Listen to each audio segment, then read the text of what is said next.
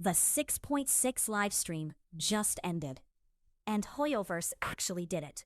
Nicole, Lohen Mavuika rerun, all in the same patch. And after calculating the full Primogem count for 6.6, F2P players are only getting around 60 pulls. 60. For one of the most stacked banner patches we've had recently. Quick thing before we start. We recently crossed 100 subscribers. So, seriously, thank you. We never got the chance to properly celebrate it. And considering how brutal this patch looks for free-to-play players, we're doing 2 Welkin Moon giveaways during 6.6 as a small thank you to all of you. So stay till the end because I'll explain exactly how to enter while we go through the poll math for this patch. Now, 6.6 banner lineup.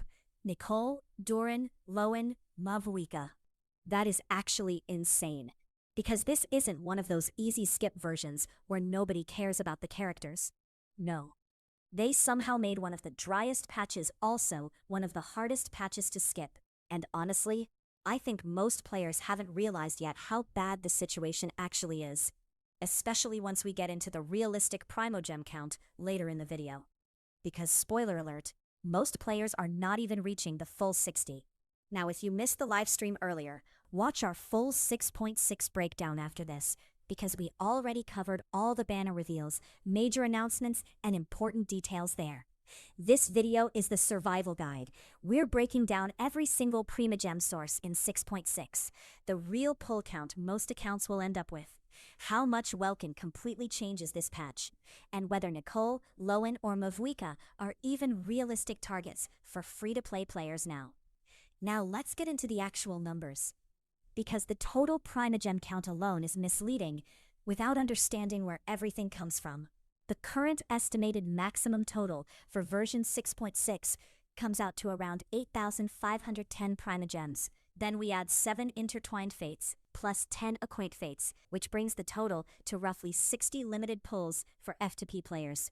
And immediately, yeah, that is low, especially compared to version 6.5, because 6.5 was giving players somewhere around the mid-70s as F2P, depending on progression and content completion. Meanwhile, 6.6 drops significantly lower, despite having much stronger banner pressure, which is honestly the main reason the community reaction exploded right after the livestream. Now let's break down where these Primogems are actually coming from. Starting with daily commissions. Across the full patch cycle, commissions alone contribute a massive chunk consistently. Then we have the live stream redemption codes from Special Program. Those are always free easy Primogems if you redeem them before expiry. Version maintenance compensation adds another chunk. Bug fix compensation gives additional Primogems too. Then the flagship event contributes one of the biggest portions of the patch rewards as usual. The smaller side events stack more Primogems on top throughout the patch cycle.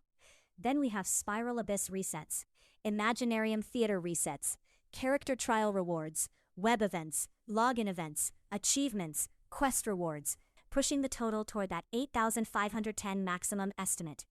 Now here's the important part.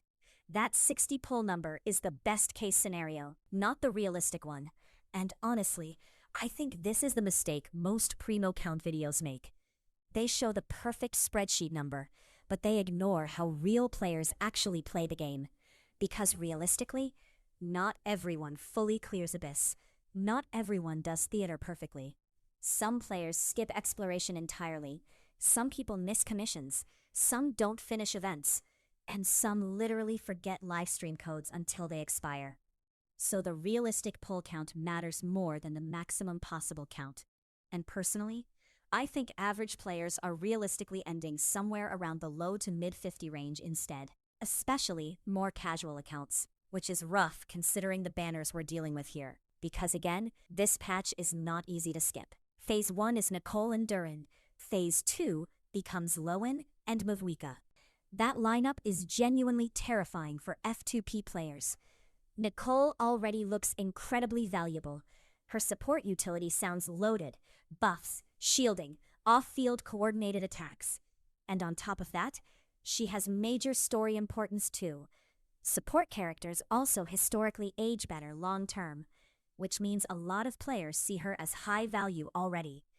Then we have Lohen, and honestly, Lohen feels like the emotional bait character of this patch, the kind of DPS character players instantly commit everything toward.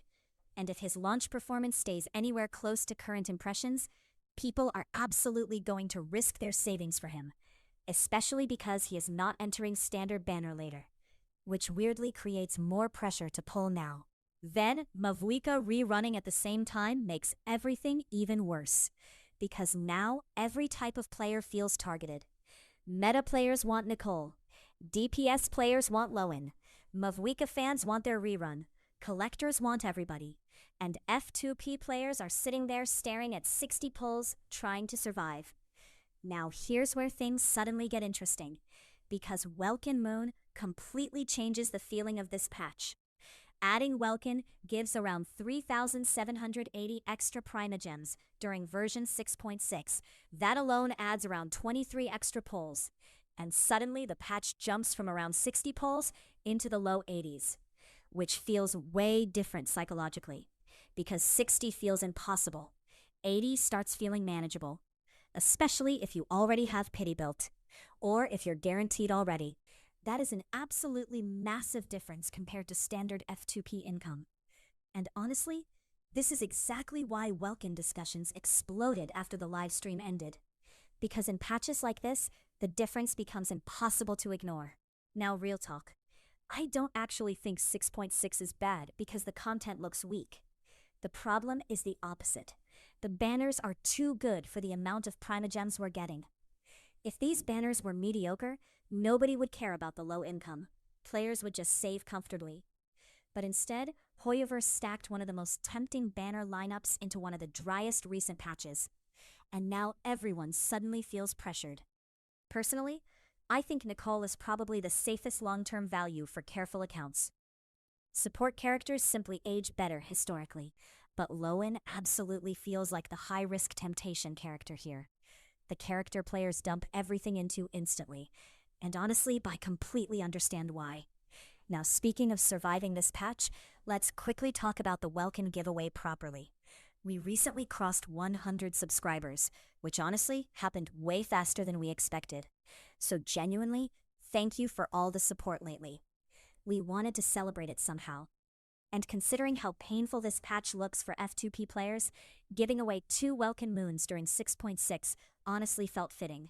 Nothing huge, just a small thank you to all of you for the support and love, and entering is simple. Subscribe to the channel, like the video, and comment which character you're pulling in 6.6.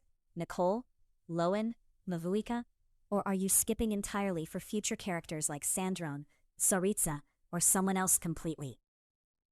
Honestly, I think the comments on this video are going to be really interesting, because this patch genuinely changes pull strategies for a lot of accounts, especially once players realize the realistic pull count instead of the maximum spreadsheet total.